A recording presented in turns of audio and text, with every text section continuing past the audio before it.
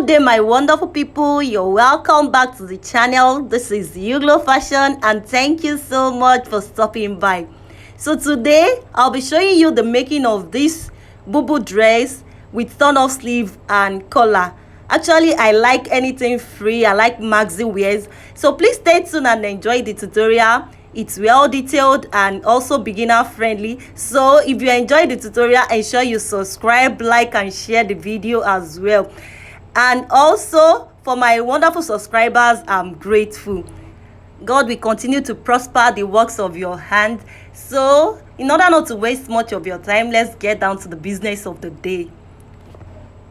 I used the crepe fabric for this tutorial, the pattern one, and it has border.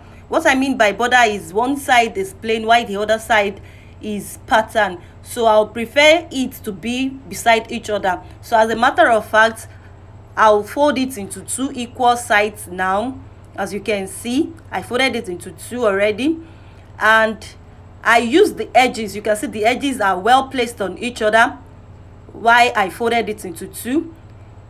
But if not because of the border, I would have loved to fold everything together, like that is, fold it into four. I have 2 yards of this fabric here, so please, if you are plus size, you use more than this. You use like 3. Depends. It actually depends on where you want the sleeve to be, where you want it to end, because you are cutting both the sleeve and the bodies together. So I couldn't fold it into 4 because of the pattern, so I first folded it into 2 equal parts and I cut it open. The joint part, I had to open it up because I said I want the plain side to be on one side while the pattern side too will be at the other edge. I don't want the plain side to be at the middle. That's why I'm cutting open this way. And after doing that, I'll keep one side for the front and also the other for the back. This is the measurement I'll be using for this tutorial. Shoulder to sleeve length, like I said earlier, your desired sleeve length. If you want yours longer than and wider, that is maxi more than mine, you can make yours 20-21, so you know you are buying like 3 yards of fabric, not 2 yards like I have on the table.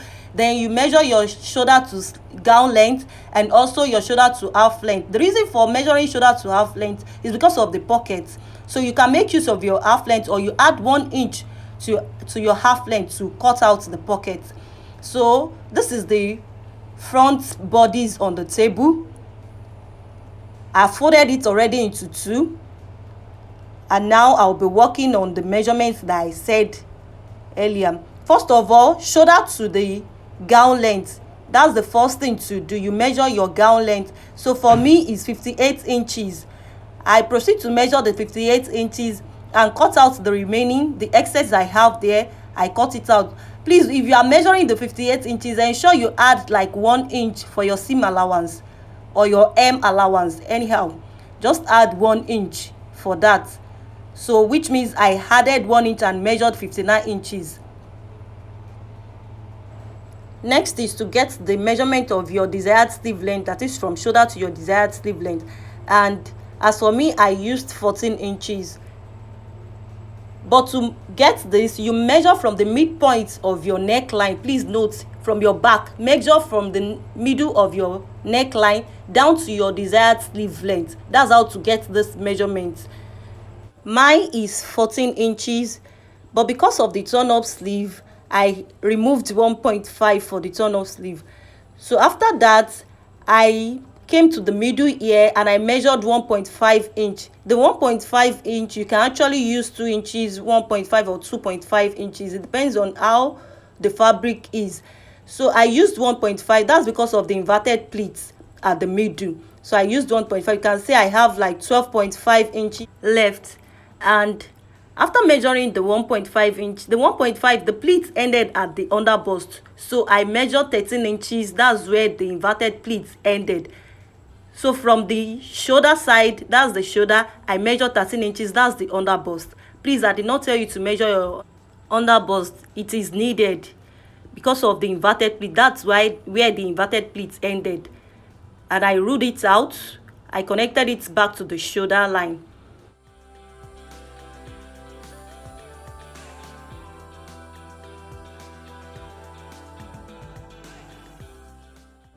Next, I move back to the shoulder and I measured from the shoulder I measured 2.5 inch and also marked another 3 inches, so making 5.5 inch, sorry, making 5.5 inch in total for the neckline.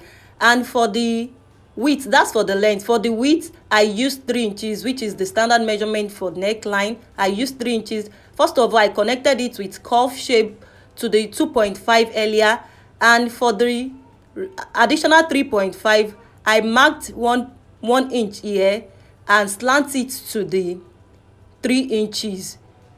I hope you understand what I did here. I first connected the 2.5, then later connected it with slant shape to the additional 3 inches, and I proceed to cut it out. You can see the way it looks. So after cutting it, remember this is the front bodies, please. So after cutting it, I came to the edge here and I measured 2 inches and connected it back to the neckline. This is just the shoulder slope, so, and I want the slope to reach the sleeve length. So after cutting it, this is what it looks like. Remember, there is still pleat at the front. That's why the neckline is this wide. Now this is our front bodies. We are done cutting the neckline and the shoulder. So first of all, I'll pin the inverted pleat side and proceed to the machine to stitch. You can see the way it's stitched. And next is to iron it, unfold this way. I hope you can see. After ironing rather, I also proceed to cut the facing, because you need facing just to turn the neckline. You need facing. So for the facing, out of the remaining fabric, I picked and folded it into 2. This way, you don't need much. It depends on how you want the facing to be anyways. But mine is okay this way. And when you are cutting, ensure you leave the excess, the inverted pleats out of the facing. You can see the way I placed mine.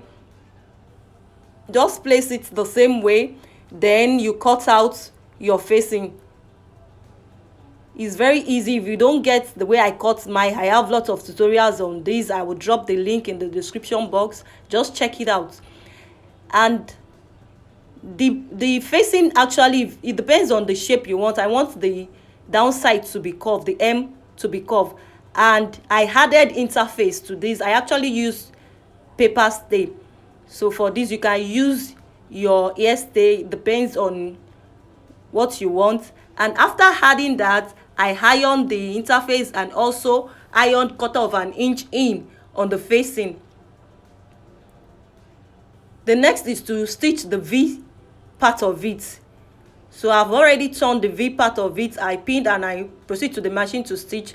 But the neckline, I just stop stitch on it. That's because it has collar. The collar is going to be around that place. So having done with the front bodies, I pick the back side and placed it on the table. I folded it into 2. First of all, I measured the neckline. You know, this one doesn't have any inverted pleats. So this is the neckline. I just measured the 3 inches directly. I measured the 3 inches for the neckline, and I came down by 1.5 inch. That's for the neckline of the back. Remember, for the front, I first of all measured 3 inches by 2.5, then later measured 3 inches by additional 3 inches. So next, I measured the same measurements I used for the front. You know, the total for the front was 12.5, so I had to measure 12.5 and cut out the excess I have at the back bodies here, because both the front and the back must align. Then for the shoulder slope, I still came down with 2 inches and slant it back to the neckline, just the same way I did for the front. The only difference here is that the front has inverted pleats and the neckline of the front is different from the back. And I proceed to cut facing for the back as well. So you just fold. You can fold like 6 inches, 7 inches, depends on how wide you actually want the facing to be. And just ensure that it's a bit longer than the neckline. So you can see. And after doing that, I just shape out the neckline of the back bodies on the fabric. That's the facing, and I gave it a curve shape at the hem.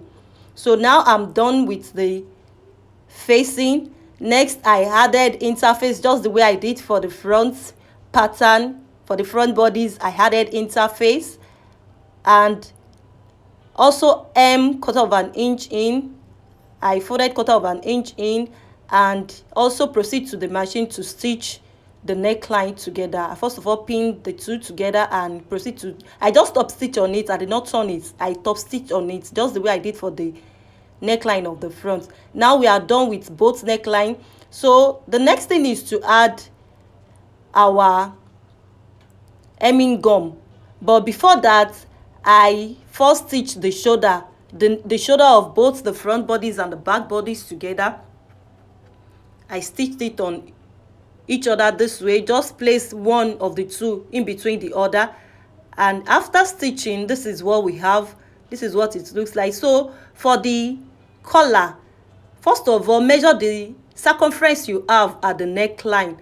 When you join both the front and the back together, the circumference you have to notch the middle of the back. So this will go a long way. So you measure the total there. That is what you are going to use for the neckline. So I have like 15.75 here. It's not up to 16 inches. I have like 15.75 here, and I notched the middle of the back neckline. So this is what I'll be using for the collar. I already add my interface to it, and I have 3.5 inches here. That's for the width. So for the length, I added 2 inches to the circumference I have at the neckline, and I also ironed 1/4 inch in and leave the other side open. You can see I ironed 1/4 inch on one side and leave the other side open. So because I said you should notch the middle of the neckline, so you notch the middle of this collar as well. You can see what I said earlier. I added allowance to it, and you notch the middle. So this will help you to get the part that needed to be folded in. You can see the way I did mine. Just notch it here, or you measure the circumference of the back neckline this way and notch it. So this is the part that will be folded at the neckline before you even start your stitch at all. Just watch the way I'm doing mine and do yours like that. You can see, and fold. So I proceed to pin the collar to the neckline all through.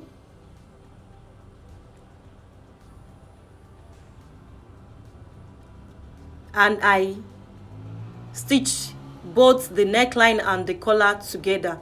That's for one side, and I stitch on the wrong side. Please note that I stitch first of all on the wrong side. The part that I folded half 1/4 inch in, I'll be top stitching it on the right side.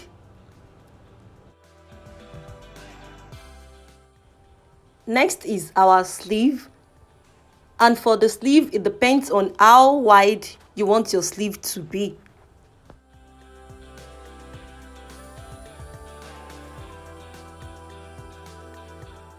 I used 11 inches. Right from the shoulder, I measured 11 inches down. I notched it and measured the 11 inches on both sides.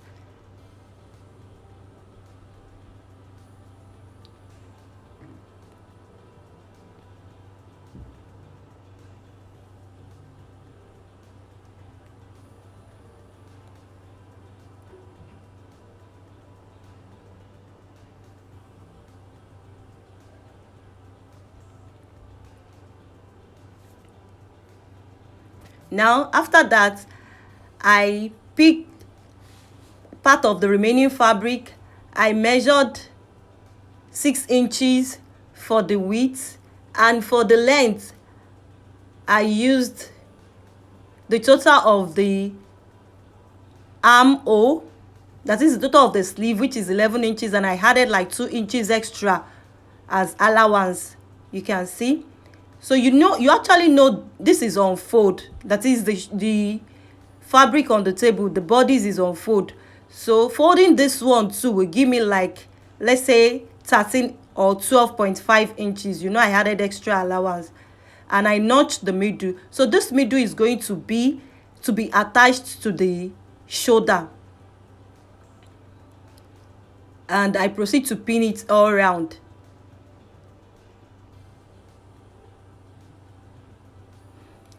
Now after pinning, I proceed to the machine to stitch, and also I top stitch it inside. You can see it's neatly done. It's well top stitched inside. Next, I folded it this way. I said I needed 1.5 inch to make the 14 inches I measured from the middle of my neckline to the sleeve length. So when you measure this, you must get your exact 14 inches. So that's why it's on fold. You can see.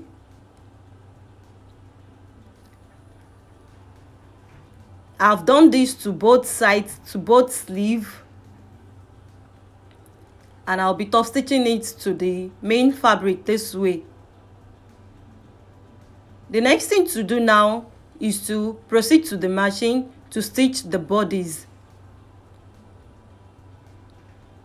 Now our cloth is almost ready. I said I'll be using my half length for the pocket side, but I added 1 inch to that. So I eventually used 18 inches instead of the 17 inches. I wanted the pocket to start on 18 inches, not 17 inches, because I noticed that the pocket would be too close to the sleeve. That was why I added the extra 1 inch. So this is the pocket side. Right from the shoulder, I measured 18 inches and I notched it. So after notching the 18 inches, I measured another 7 inches.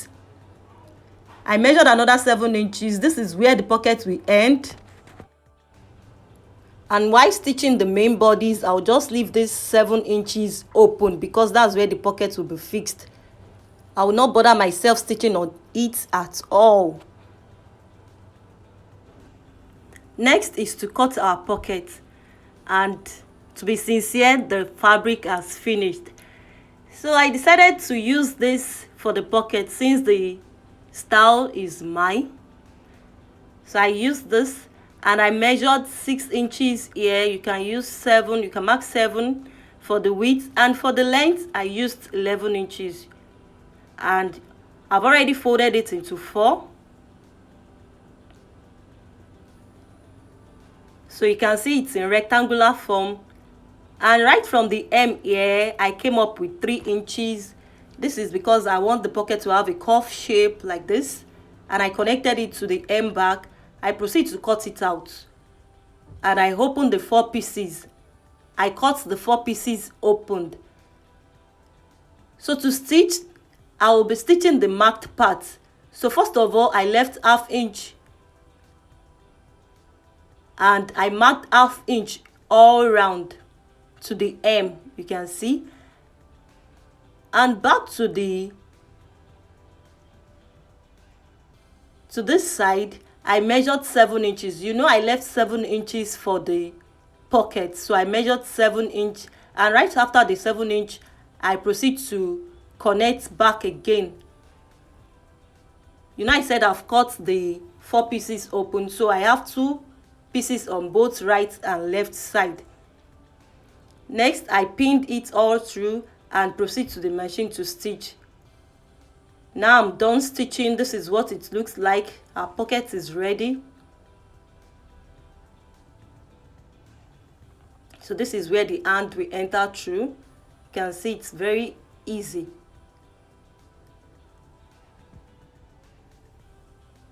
And I've also stitched the allowance. I left the pocket side open like I said earlier, and I'll be fixing the pocket this way.